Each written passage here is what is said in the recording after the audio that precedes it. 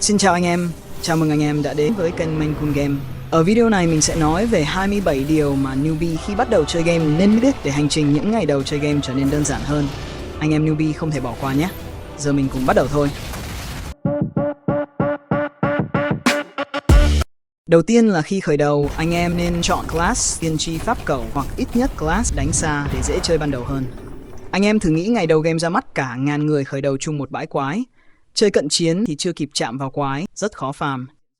Sau này khi có tài nguyên, sẽ đổi sang class chính định chơi sau. Mình đã có làm chi tiết về 6 class ở video trước đó. Anh em nào chưa xem có thể tìm lại trên kênh.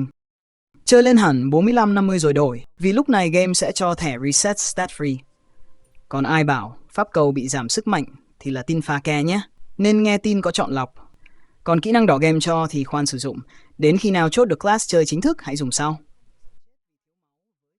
Khi xác định class chính, hãy chọn kỹ năng đỏ phù hợp. Đây là những kỹ năng đỏ của từng class được các tiền bối chia sẻ nên chọn lúc đầu. Khoanh trong ảnh là tên kỹ năng mà anh em nên chọn. Sẽ có 4 kỹ năng đỏ ở mỗi class. Game sẽ cho mỗi tài khoản được chọn một kỹ năng vào đầu game. Vì đây là tài nguyên cực kỳ hiếm, phải rất lâu sau nữa bạn mới học được kỹ năng đỏ thứ hai, nên chọn thật cẩn thận nhé. Lưu ý ở class pháp cầu thì mỗi người khuyên mỗi khác nên bạn cân nhắc tới lúc chọn thì hãy hỏi anh em clan lại cho chắc nhé. Đây là những kỹ năng được khuyên lựa chọn, quyết định cuối cùng vẫn là của bạn. 3 là nên chế đồ Carmian càng sớm càng tốt. Đây là bộ trang bị xanh đầu game có dòng hồi năng lượng cực kỳ ngon.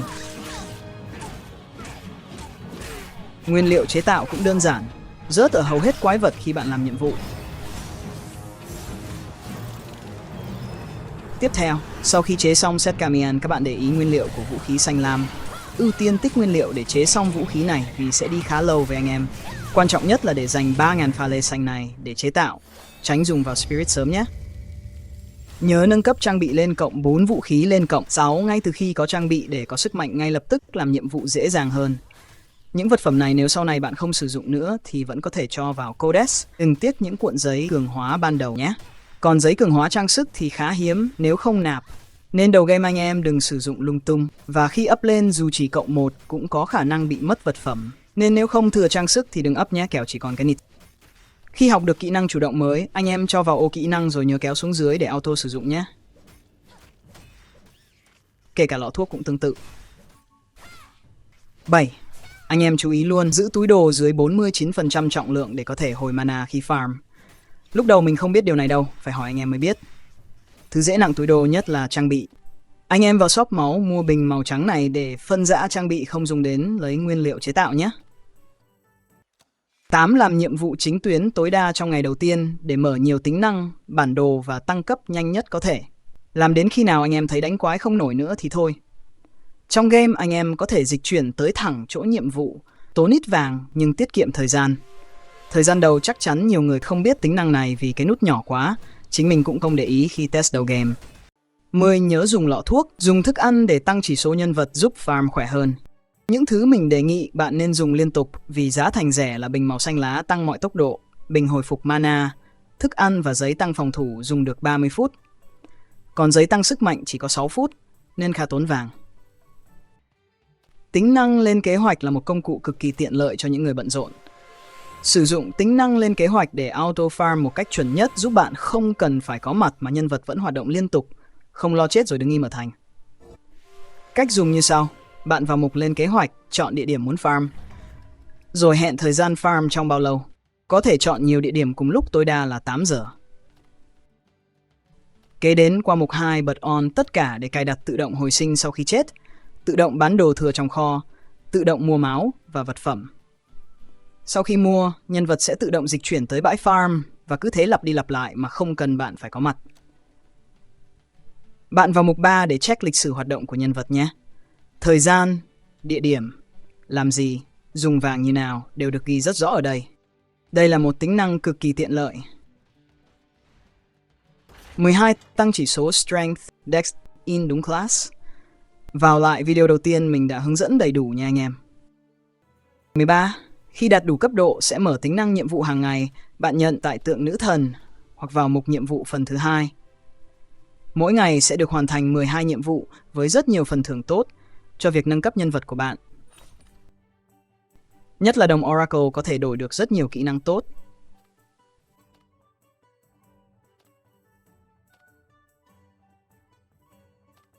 14. Khi cấp độ nhân vật đạt level 40 sẽ mở 3 hầm ngục mới cho rất nhiều nguyên liệu, kinh nghiệm và vàng. Đây là nơi lý tưởng để farm, tuy nhiên chỉ vào được 1 giờ mỗi ngày thôi. Bạn lên cấp 40, trễ ngày nào mất thời gian ngày đó nên cố gắng lên cấp nhanh nhất nhé. 15 vàng là thứ quan trọng nhất đầu và giữa game nên tích lũy để mua kỹ năng. Không nên dùng soul shot thời gian đầu khi farm vì rất tốn kém. Sau khi mua đầy đủ tất cả kỹ năng xanh đỏ, lúc này đồng vàng bạn muốn làm gì thì làm. 16. Không quên vào shop mua đồ hàng ngày nhé. Thường mỗi ngày mình sẽ mua 10 cuộn cường hóa giáp và vũ khí, viên đá tăng thời gian đi hầm ngục, dương huy chương xanh. Ngoài ra còn có thẻ class được mua bằng vàng, số lượng tùy vào cấp độ nhân vật của bạn. Mua hết sạch nhé. Đây là nguồn thẻ class dễ có nhất cho dân cày chay. 17. Nếu nạp ít thì bạn nên mua gói pass và 2 gói chìa khóa khá rẻ vì có nguyên liệu để chế tạo sách kỹ năng xanh lam. Các gói còn lại phải đợi ra game mới biết chi tiết. Vì game ra bản cũ có gói sẽ khác với bản Vina game. Thời gian ra 2 server khác nhau nên gói cũng đã reset khác nhau. 18. Về linh vật bạn nên dùng con mèo hoặc con linh vật nào có dòng hồi năng lượng. Đầu game năng lượng là thứ cực kỳ cần thiết khi chưa nâng đủ codex. Linh vật ở bất kỳ cấp độ nào cũng sẽ có một con tăng dòng năng lượng hết nhé. 19. Nếu đã làm xong tất cả nhiệm vụ hàng ngày, nhiệm vụ chính bị đứng vì quái vật mạnh không thể làm tiếp được, thì lúc này bạn cần làm ưu tiên là farm trang bị codex theo thứ tự vật phẩm yêu cầu từ dễ tới khó. Kế đến là farm nguyên liệu chế tạo trang bị. Tiếp theo là đi farm vàng. Khuyến khích farm vàng ở map tổ kiến, tầng nào thì tùy sức. Mẹo để đến bãi farm kiến nhanh là bạn sử dụng cuộn dịch chuyển này, sẽ cho bạn tới ngay bãi farm lập tức mà không cần phải chạy bộ nhé.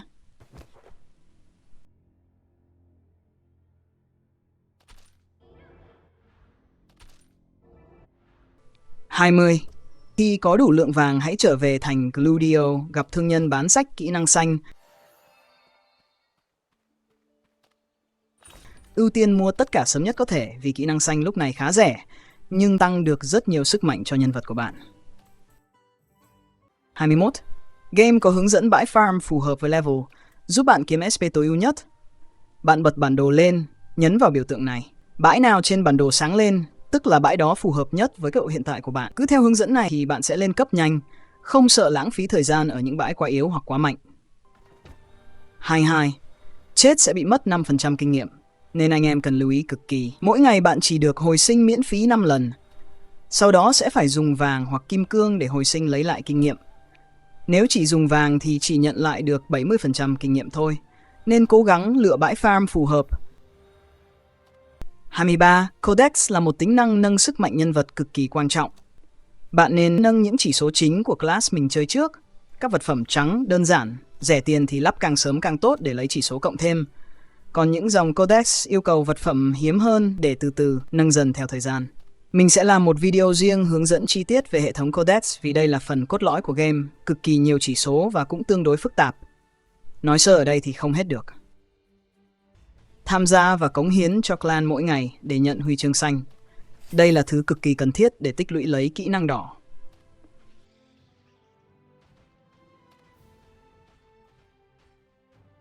Trang bị dư thừa đừng vứt, hãy tận dụng để làm codex trước.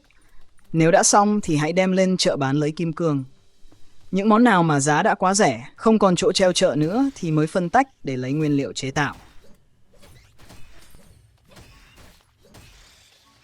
Bạn phải biết là game có kho đồ để bạn cất những món chưa dùng tới, đặc biệt là nguyên liệu nặng để giảm trọng lượng túi. Một số trang bị codex yêu cầu cường hóa nhưng chưa đủ giấy cường hóa thì bạn cất tạm ở đây luôn. Game có tính năng offline tự động để bạn đi ngủ. Bạn tắt máy thì nhân vật vẫn hoạt động. Mỗi ngày sử dụng được 12 giờ, nhưng không hoạt động cùng lúc với tính năng lên kế hoạch mà mình đã đề cập ở phần trước. Tính năng này chỉ giúp đứng yên ở một bãi farm liên tục cho tới khi chết mà thôi. Nếu bạn dùng tính năng này nên lựa bãi quái thật yếu để đến khi ngủ dậy thì nhân vật vẫn còn sống. Vì vậy, mình vẫn ưu tiên dùng tính năng lên kế hoạch, kết hợp với app treo iCloud như Uberphone để farm tốt hơn. Mình sẽ lên bài hướng dẫn cách dùng app Uberphone sau nhé. Vậy là mình đã tổng kết xong 27 điều lưu ý mà anh em newbie nên làm và chú ý trong giai đoạn đầu game. Anh em dừng lại để xem nhé. Và đây cũng là quan điểm cá nhân dựa trên trải nghiệm và học hỏi, với góc nhìn của một newbie đi trước các bạn khoảng 1 tháng, chứ không phải lên mặt dạy đời như một lão làng đâu. Nên tất cả những gì mình chia sẻ ở trên đều là những thứ mình đã thật sự thắc mắc khi mới chơi game ngày đầu tiên. Còn rất nhiều kiến thức khác cần phải biết, tuy nhiên video này chỉ dành cho những ngày đầu game ra mắt, nên những thứ chuyên sâu hơn mình chưa đề cập ở đây nhé. Mình làm video chia sẻ chỉ với mục đích duy nhất. Người chơi Việt Nam đều là đồng minh của nhau. Mình thật sự mong rằng tất cả anh em Việt Nam có thể đồng lòng, hợp tác, đoàn kết để xứng tên Việt Nam trên đấu trường game quốc tế. Không thể cứ để các nước khác trên cơ hoài được, ít nhất phải chiếm lĩnh được một server. Người Việt Nam mình đâu có dở. Vậy nên mình mong anh em có thể cùng chơi chung một server, cùng thành lập liên minh Việt Nam hùng mạnh nhất để chiến đấu với các quốc gia khác. Và mình là Minecun, clan Olympus thuộc liên minh V-Server Bart 9.